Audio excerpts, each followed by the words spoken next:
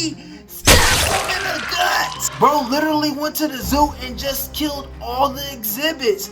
And the workers too. There's people hanging from the freaking walkways. He's crazy. What's up, YouTube? It's your boy RJ, and today we're going to be reading the third issue of Predator vs. Spider-Man. Without further ado, let's hop right in. So the story starts out at the Daily Bugle. Remember, the power is out, so nobody can see anything. And Peter Parker is telling Jameson to be quiet because the Yayucha clan is right out the window. But he doesn't know that. And then out of nowhere, the freaking power comes back on. Great timing, am I right? And Peter is steady trying to get Jameson out of there, saying we need to go. And Jameson is like, go? The hell you mean go? We need to report on everything that's been going on. The heat wave, the blackout, the bodies. Money needs to be made. Peter Parker just wants to get him out of there to keep him safe. So he says, I know, that's where we're going. I want to show you something that's going to be bigger than this headline. But the whole time, the Yayucha clan is coming in. They're there to track down their Rogue clan member. And obviously, Spider-Man already knows this. So he takes Jameson, puts him on the elevator, presses the buttons, and says, I'll be right down.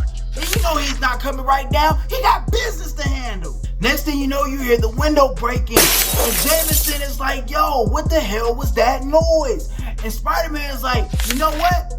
You stay here, I'm gonna go check it out. Now the Yayucha clan members are inside the Daily Bugle, and they're searching for clues to find their Rogue clan member. But the whole time, Spider-Man is suiting up. He's getting ready to go in there and confront them. The Yayucha clan members find a board, and on that board is a map of all the crimes that the Skinner has committed, and the Skinner being their Rogue clan members. And I'm telling you, this boy has been busy.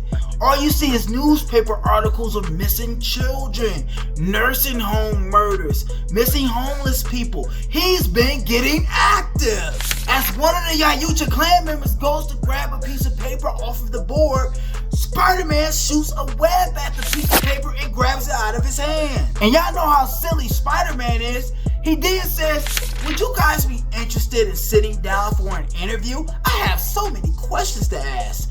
Fucking straight goofball. And the Yayuchas are in the mood for no jokes. So they start just throwing shit at him and try to stab him. They're trying to hit Spider-Man ass with everything they got, but he's way too agile for them. He's dodging everything. Now as Spider-Man is at the Daily Bugle making 3 Yayucha clan members look like idiots, across the town, there are some utility workers trying to get the power back up. And guess what? They actually succeed. But then out of nowhere, an arrow lands right on the Transformer and kaboom! Shuts the power right back down. And the person that shot the arrow was Kraven the Hunter. The reason he did it, he wants the power to stay out so the news doesn't get out that there's someone terrorizing New York City. He doesn't want the Avengers to show up. He wants to keep the hunt to himself. Kraven was trying to buy as much time as possible because he knows that what he's hunting is not his standard prey. And the whole time this thing has been doing some vile things. Not only is he out here skinning people, he's skinning animals too. He has taken out a grizzly bear and a tiger of all things. And Kraven goes on to say that New York City is a city of cameras, windows, and eyes. And no one has ever seen this thing and lived to tell the tale. And he's not on any cameras. And that could mean only one thing. He's below. Now we go back to Mary Jane, and remember the last time we saw her was in issue number 2 when they had just walked into the throne room, and that's where they're at right now. Mary Jane is trying to ask the homeless guy how the hell they get out of those sewers because it stinks down there.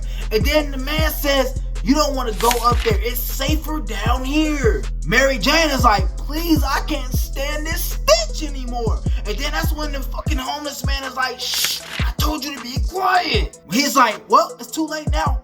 We gotta get the hell out of here because noise down here travels fast and it travels far. Next thing you know, all you hear is someone scream, help! And then the old man was like, that's the scanner. And Mary Jane was like, what? Are you sure? That sounded like a woman. And that's when the old man goes on to say, that's how he tricks people.